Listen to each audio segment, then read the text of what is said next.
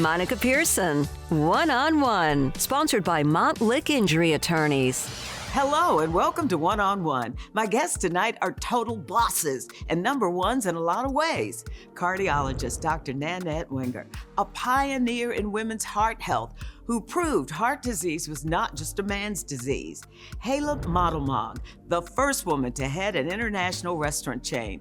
And Dr. Valerie Montgomery Rice, the first and only African-American woman to lead a freestanding medical school as president and CEO.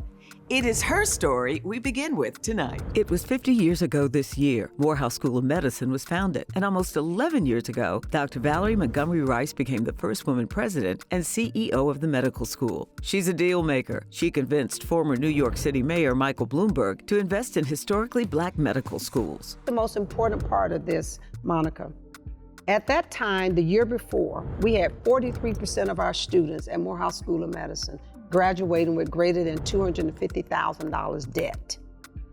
Over the next 4 years, we got that number down to less than 19% based on this investment. Now, Bloomberg Philanthropies, we've been partnering with them over this last 4 years, giving them data, interviewing our students, understanding how that debt reduction influenced their choices of going into primary care or where they were going to practice or where they were going to do their residency. And that resonated. So when they came and did their site visit in October, I had laid out for them what it would look like if they invested in our endowment, and then talked about how an institutional investment could lead to long-term debt reduction for our students through scholarships. And it worked. And so he agreed to $600 million to be split among the 4 institutions. And at the National Medical Association, he announced that 3 of the schools, 3 of us, Morehouse School of Medicine, Howard, and Meharry would get $175 million, and Drew, because his class is smaller, would get $75. So it was a good day. Now, I'm gonna take you back to Macon. Yeah. What was Valerie like back then? My sisters would probably say I was the same way I am now.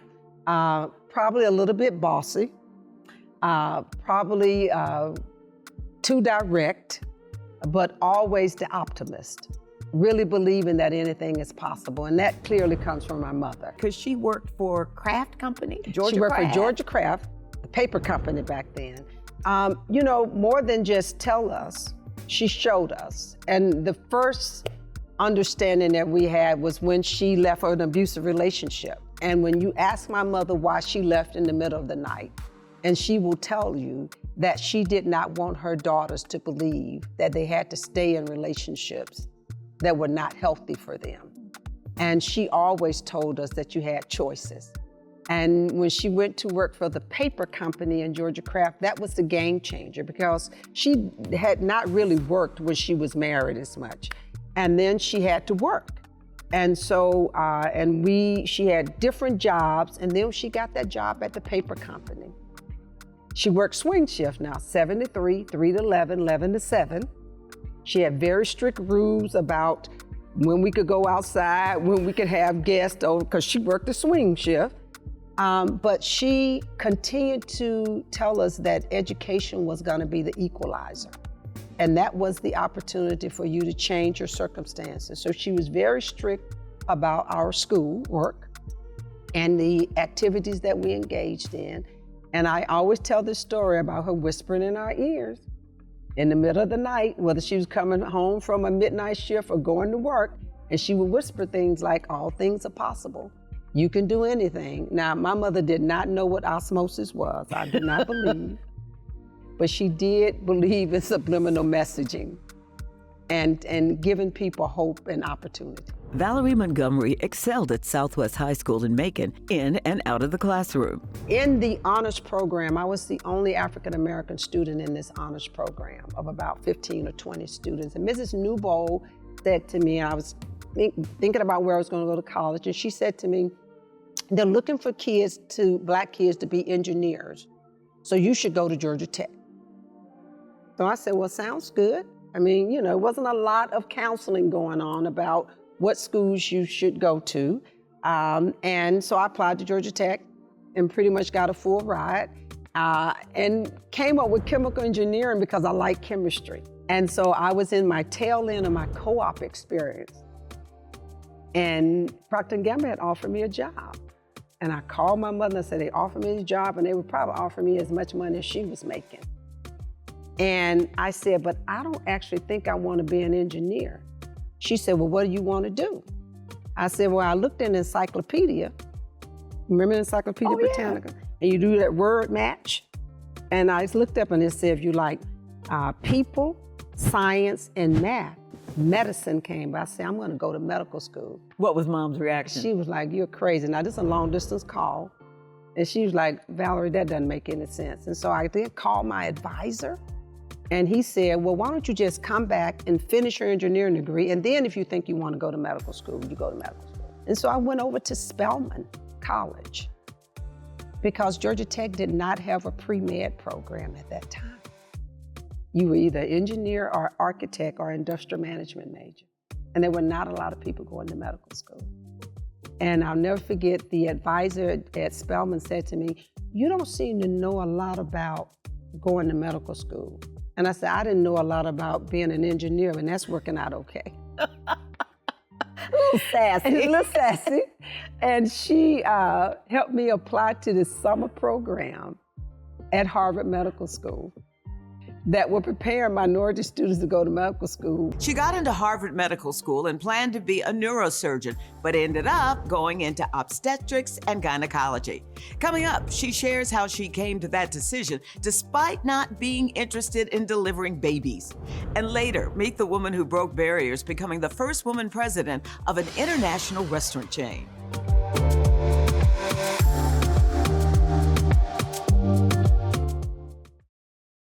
Dr. Valerie Montgomery Rice admits she wasn't interested in, quote, birthing babies, but a professor introduced her to an emerging area in medicine. And then I had a professor, Dr. Isaac Schiff, who was a reproductive endocrinologist and fertility specialist. He's still around.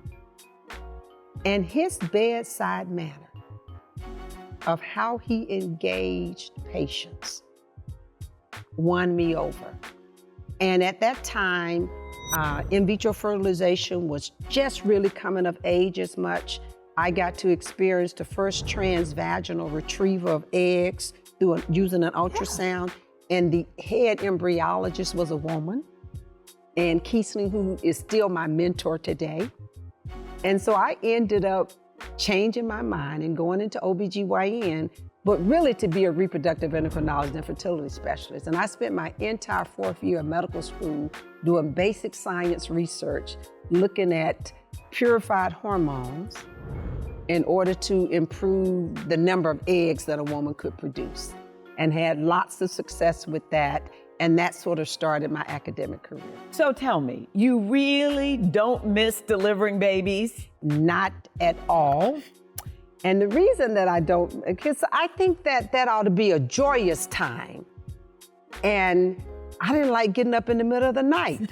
And so I have some girlfriends who are OBGYNs who've been doing it for 25 and 30 years. And when they get up at 2 o'clock in the morning, they are all smiles. And that's who I think ought to be at the foot of that bed for someone receiving this gift of life. Not someone who's saying, now, could you push a little bit faster? Right. But believe me, when I was delivering and we were in the middle of pushing and I bust out laughing, my husband said, why are you laughing? I said, because look how hard I'm working. My graded patients would be laughing right now, okay? So payback comes, okay? And I learned a lot about empathy and care during those moments. And you have two wonderful children. Two wonderful children. A daughter, Jane, who's followed you into the medical field. So Jane is a graduate of Spelman, a graduate of Harvard Medical School. We are only the third African-American mother-daughter to graduate from Harvard Medical School. And she's in her 5th year of vascular surgery at Penn. And then my son, I always get it wrong, he's an environmental graphic artist who played a lot of video games when he was growing up. But he went to Ringling College of Art and Design, and his big claim to fame for me is that he has credits for the Avatar movie. Yeah, so if you look at the second one, you'll see his name there as an asset artist, and he now is works for one of the local stations here doing graphic artwork. When did you feel parental guilt? Oh, all the time, except one time my daughter, and I think this really worked for me. So early on, when the kids were really small and I was building my career, my husband was traveling international too, okay? My embryologist gave me a book one time that said, and it's still out there in paperback, My Mother Worked and I Turned Out Okay Too, okay? So that helped. And then my kids were in middle school, and I had just come from being gone for 4 or 5 days, and my husband was complaining about me having been gone, and I said, I'm going for my walk. And my kids jumped up and said, we're going too. And so we're walking down the street, and my daughter said to me, Mama, why are you listening to him? We are fine. And so I've had little assurances along the way that they're gonna turn out okay, and they do. And you know, marriages and relationships and go through these ups and downs of where people are trying to figure out how to fit their career in and to fit life in. And I always tell people there's no real such thing as balance. Some days I think I am a fantastic mother. Some days I know that I was a fantastic surgeon when I needed to be. I'm a great administrator. And then some days I'm a little bit of each of those. There have been some low points in her career, being asked to step down as dean at Meharry Medical School by a new president. And when that happened, I was shocked. Only because of how I felt, because I knew that we were not getting along. And it was his choice to be able to pick his dean. And so luckily I had provisions in my contract that allowed me to go back to running the Center for Women's Health Research that I had founded. It was also at the time with the Haiti earthquake had happened. So for once again, I took 10 days and went down to Haiti and delivered babies and provided care that really gave me back my sense of worth and purpose as a physician. And then I took 2 years of really thinking about what I wanted to do next. Instead of someone offering me a position or saying maybe you should do this or taking a job because it's the least of or the best of the worst in some ways. And so I took time to figure out what is it that Valerie really wanted to do. And I recognized that I really did want to be back in academic medicine, but I wanted to be at a place that will give me room to grow and to potentially eventually become the president. That opportunity came when she was selected as the 6th president of Morehouse School of Medicine, following in the footsteps of its founder, Dr. Lewis Sullivan. But there aren't many women following in her footsteps. So the first time I was a dean at Meharry, I was the youngest dean in the country when I first got named as a dean at Meharry. And at that time, there were only about 10 women deans in the country. And then when I became president, I was named to be the first African-American woman to lead a freestanding medical school. And unfortunately, I still have that title. There are no other African-American women who are serving as the president and CEO of a medical school. How can that still be at this day and time? There's continues to be opportunity to recognize that we need to elevate the profile and opportunity for women to lead in this space. And so I don't see it as a curse. I continue to see it as an opportunity. And I do a lot of mentoring and coaching and advising, not just to women, but to people who make decisions about who gets to sit in these seats. and asking them to open up their perspective about how diversity based on race, gender, ethnicity, and distance traveled allows for us to co-create richer solutions that can be disseminated to a more diverse population of people. Okay, so when is Morehouse School of Medicine going to open its own hospital? Morehouse School of Medicine really has taken a deep dive into evaluating not just opening a hospital, but how do we create a integrated healthcare delivery system that meets the needs of the communities that we serve. Morehouse School of Medicine does operate a clinic in East Point in partnership with Fulton County. Also, among the many doctors Morehouse School of Medicine has produced is Georgia's 7th District U.S. Representative Rich McCormick. She's made history more than once in her career. Up next, you'll meet the first woman to lead an international restaurant company.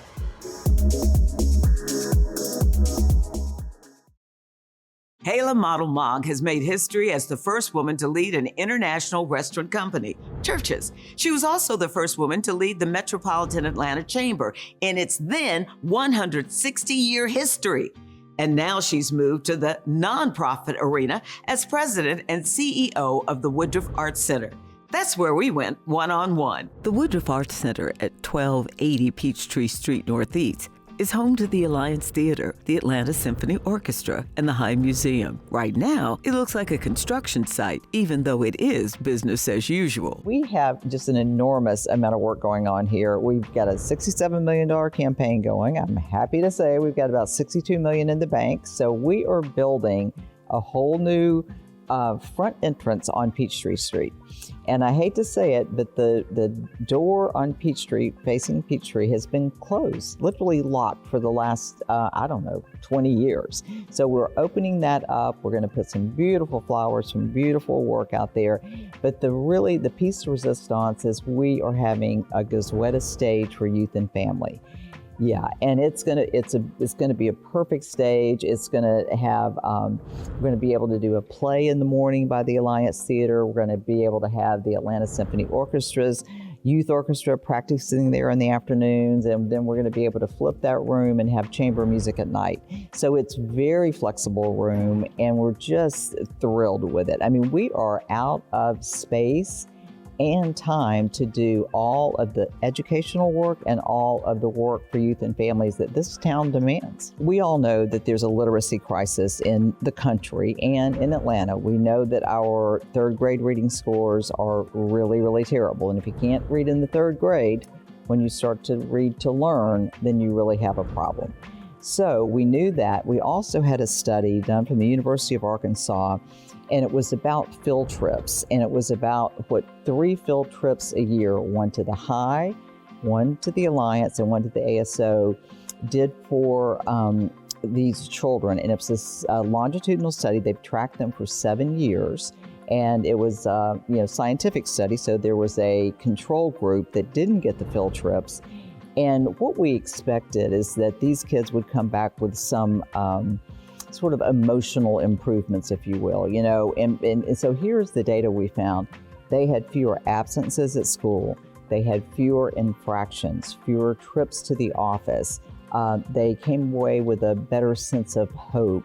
They were able to hold 2 contrary different thoughts in their minds at once and really see other people. And the thing that makes me just smile about this is I believe that for some of these children, it was the first time anybody had asked them to tell their story, through art. And it's the first time they saw themselves on stage in the orchestra at the High. But the other part that happened that I don't think any of the researchers thought is that the standardized test scores in both literacy scores and numeracy scores went up for that cohort of children.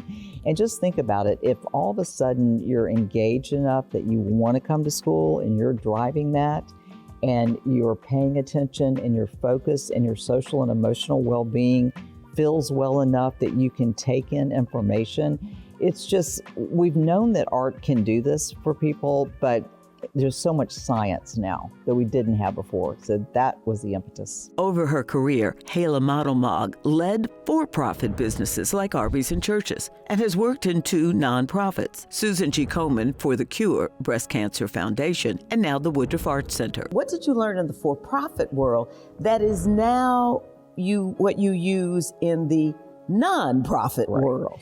Well, what you learn in the for-profit world is you got to make your numbers. Okay, you got to have a plan, you got to have a strategic plan, you've got to have an operating plan, you've got to have a budget, and you make your numbers or they don't invite you back. I mean, that's, to be blunt about it. So you got to make your numbers. So to me, when you come to nonprofit and you are using someone else's hard-earned money to do something like try to save the world from breast cancer, like try to help little children learn to read and, be filled with art in their hearts and souls, and you're using someone else's money to do it. My goal and what I tell everybody who works here, you got to make your numbers. I mean, we're responsible for spending this money wisely. We're responsible for the outcomes, and there are outcomes from art. She became the first woman to lead an international restaurant chain, Churches. She realized a product in one part of the country needed to be expanded across the country. We had biscuits, believe it or not, out west, but they weren't in the Southeast. And so when I tasted those biscuits, and they were homemade in the restaurant with lots of butter on top, delicious. Trust me, go get one now if you get a chance, because they're still delicious. But we didn't have them in the East. We didn't have them in all of our restaurants. So what I was really responsible for is roll them out everywhere. And so my kids still tease me to this day that, I was responsible for the biscuits at Church's Chicken. So. Being first can come at a price. When we return, a look at the toll it takes and how family prepared her for both the successes and challenges. Then later, the 94-year-old cardiologist whose trailblazing career changed the course of the treatment for women with heart disease.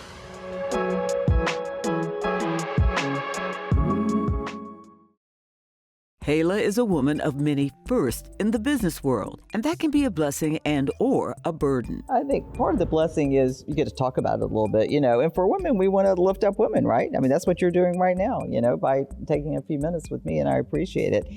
Yeah, it's so, being the first, it does give you a little bit of a burden, though. You definitely don't want to fail. I mean, because, people are counting on you, and I think and, I mean, we've all seen it before, especially if you're, not a white male and you fail, there's always some little something that goes along with it. So there's a lot of pressure to succeed, but, I'd want to succeed regardless if I were the 17th or the 100th. So it's okay. What did your dad and mom teach you that contributes to your success? Yeah. Well, I will say this, the work ethic was the big thing. I mean, I may have told you this before as well, but when we were kids, we didn't have a TV in our home for years because my father was like, you can do a science project, you can read a book. We did a lot of yard work, we did a lot of gardening. There was no idle time, in our house. And so our father had very high expectations. And then the credit that I always give our mother is that she loved us so unconditionally. And I can't say enough about what a comfort it is to grow up in a family where people expect great things of you and you're loved unconditionally. I feel very fortunate that that's the background that I was given. Your mom passed away when you were 17. And after the grieving process, what did you decide it was important for you to do? Well, when I've just described this perfect little family, my mother and father, and I had an older brother, younger sister, fabulous, still love them to death today. And so it was a really big shock at 17, because at 17, you're pretty self-focused, you're a teenager and everything, and to kind of have your world stop. And it just made me say right then and there, nothing is forever, nothing is given. And I was bound and determined that I would have a job making enough money that I could take care of myself before I ever got married, because I really wanted to have that independence and be able to stand on my own. And that's worked out fine, and now I've been married 40 years. The unconditional love her parents showed her while she was growing up in Hartwell, Georgia, was the same unconditional love she showed her son when he made an announcement. When he came out was, he went to Westminster and he went to France for his junior year in high school to be in the immersive French program. And so while he was over there, I'm laughing because this is so Thai. We're having that one Sunday call, and when you're French, you have to have that 3 or 4 hour lunch. So there's only a certain time he could talk to us each day, which happened to be right before we were going to church. So he calls us up one Sunday when he's been in France a few months and says, "I've got some great news." And we said, "What is it?" He goes, "I'm gay." And so that was our first. So he was, thousands of miles away. So, we talked through it. And I will tell you this, and I'm sad about this, but when he came out was, let's say that would be 2003. And that was a little bit ahead of the curve of everybody being so accepting. It really, really was. So, I was like, oh my goodness, you work so hard, can you get into college? I mean, I had all those fears that a parent has when there's anything about their child that might make things harder on them. So I had a little bit of that for a little while, got over that pretty darn quickly. And, it's funny, I was talking to one of my friends at Komen at the time, and she goes, "Wow, that's so cool, you got a gay kid. It's just so much fun. There's nothing different about my kids." And I'm but it's just worked out beautifully. They have a beautiful family. As a matter of fact, they're on their first little ski trip with the 5 and 3-year-olds. And so, I don't know that he had as much to work through as the parents did, because he'd known it for a while. But he just decided that he would tell us when he was in France. So you mentioned your 3 adorable grandchildren. One is named Mahala. That's right. And then what, the 2 boys? The next one is named Davis, and the third one is named Kieran, which is an Irish name because his father's from Dublin, Ireland. So he's named Kieran after his grandfather. Yeah. And what are you called? I am called Mama. And it's very Southern, and it was meant to be, because that's what I call my grandmother. And so, I think everybody was a little blown away at first, and I'm like, nope, it's Mama. No Mimi, no Mimi, no Gigi, no Grand. I'm just Mama. What has been the biggest challenge for you? Wow, that's a good question. I don't know about all across the career, because I've just been so fortunate, and I love the work, and I've loved every job I've had. I don't think many people can say that. I think the biggest challenge right now, and I hate to admit it, is just the sheer energy that it takes. And I've always been a high energy person, but now I have 3 grandkids, which I try to give a lot of energy to. And here you work in the daytime, and then you go to the events at night, like I was at the Alliance Theater till about 10:30 last night. And so I want to do everything. And in this, the energy's not quite as high as it was. When do you rest? Well, I try to rest on the weekends now some, and I will admit, and only because it's you, I don't feel quite as energetic, and I do, need to rest, but I know myself well enough that I wouldn't be happy if I weren't trying to solve something. Okay, so, and my daughter, after my son went off to college and she was there, she was like, my brother was like, "Watch out, you're going to be her project." And he was warning her. So what keeps you up at night? Well, I haven't, frankly, over the last few years, been that concerned about fundraising. But given some of the uncertainties, in our country right now, and just some moving parts, I'm a little more concerned about that. Again, our big corporates here will take care of us. We have a lot of wonderful individual donors. People will take care of us, but I also know that this time is a little analogous to COVID in that there are going to be some human services that are going to be needed and people are going to need to give to. So you just have to figure out if that pie is going to be, big enough for everyone. So I have to be a little bit honest on that and say, a little more cautious than, let's say, the last few years. I know it's silly to say it, but I feel like I haven't worked a day in my life because I really have enjoyed all my jobs. And long before it was, popular to say, what's your purpose, what's your why? Back in my church's chicken days, I knew what our purpose was. I knew our why. We were making some franchisees who were, own 1 or 2 restaurants who never expected necessarily to get wealthy. I mean, we were, moving, and we were, again, I go back to, when you feed a family a box of chicken and some mashed potatoes and biscuits and everything, and they can share it like a real meal after they've had a long, hard day at work. I mean, I found value in that. And I just thought I thought there was value in doing what we were doing. And you find value in what you're doing now. Yeah, for sure. For sure. Up next, someone else who finds value in what she's doing. As a matter of fact, she changed the way women were looked at when it came to heart disease and revolutionized rehabilitation after a heart attack. I'll introduce you to Dr. Nanette Wenger, a pioneer in women's heart, when One-on-One continues.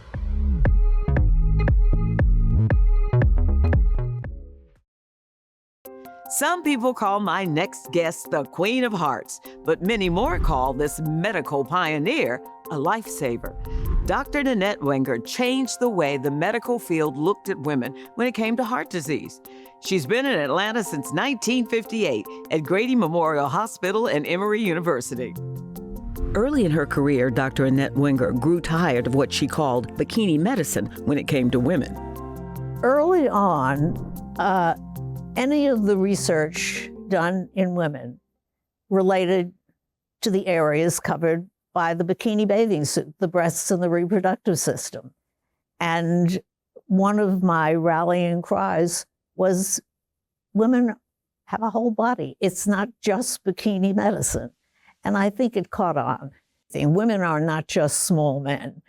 But when I was seeing patients in the intensive care unit, in the hospital, in my clinic, and went to the literature, I found nothing about women. All of the studies, all of the research was derived from populations of middle-aged men, and as a matter of fact, middle-aged white men. And I started to ask people, well, what about women? And I was told it was not important, it was not relevant, etc. But obviously, I thought I was right.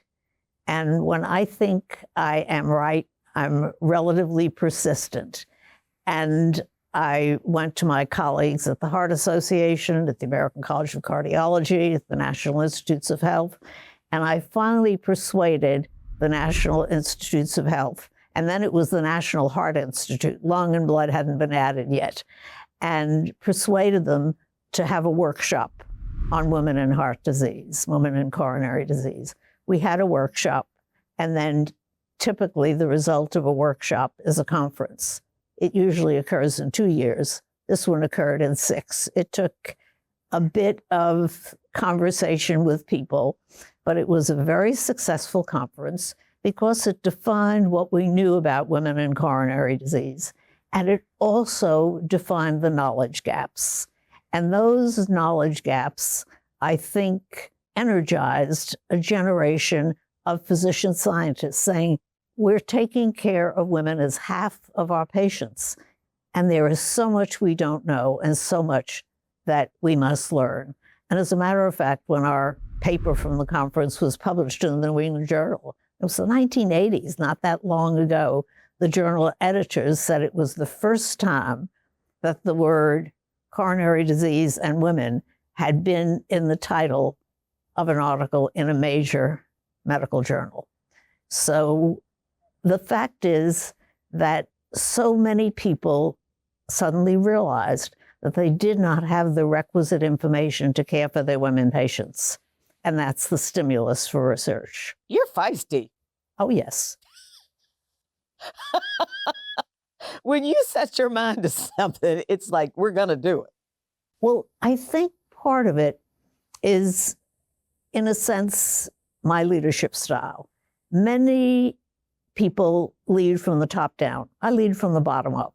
And what I try to do is to enroll people in my vision. And if I do that and then let them fly, then they go into so many areas that encompasses their enthusiasm with my vision. And this is what gains new knowledge. Her work at Grady Hospital and a first-of-its-kind federal grant changed the way patients were rehabbed after a heart attack. What we did with our colleagues in physical medicine and rehab and all of the other ancillary services is we developed a 21-day program where gradually we allowed the patients to sit up and then to walk around the bed. Remember, they were hardwired to the monitor. And we sent them home at 21 days, where everyone else was in the hospital for 6 or 8 weeks. And when I presented our data, and we had, fortunately, no problems, complete safety. And when I presented it at a scientific sessions, the questions were not about the science or the results. They were how much malpractice insurance I was carrying. No. And this became known as the 21-day inpatient rehab. It was the first early ambulation program in the world. It bore the name of Emory and Grady. And then gradually, as we decreased the length of stay, it went down to 14 days, 10 days, et cetera. And now, as well you know, because we have the skills of revascularization, patients will go home in a matter of days rather than weeks or months. But we started it here at Grady. She was breaking barriers before her groundbreaking career in cardiology. Coming up, how she navigated medical school, which was dominated by men at the time. Plus, what's kept her at Grady Hospital for over half a century.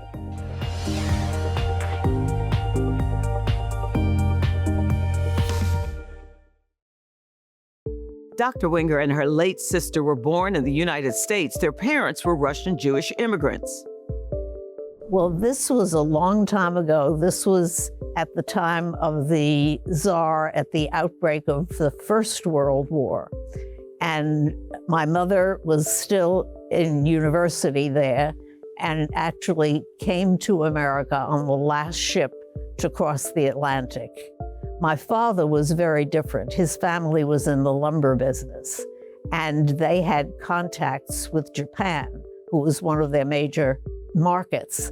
And my father spoke a fluent Japanese, so that when he escaped through Siberia and went to Yokohama and spent time in Yokohama before coming to the US.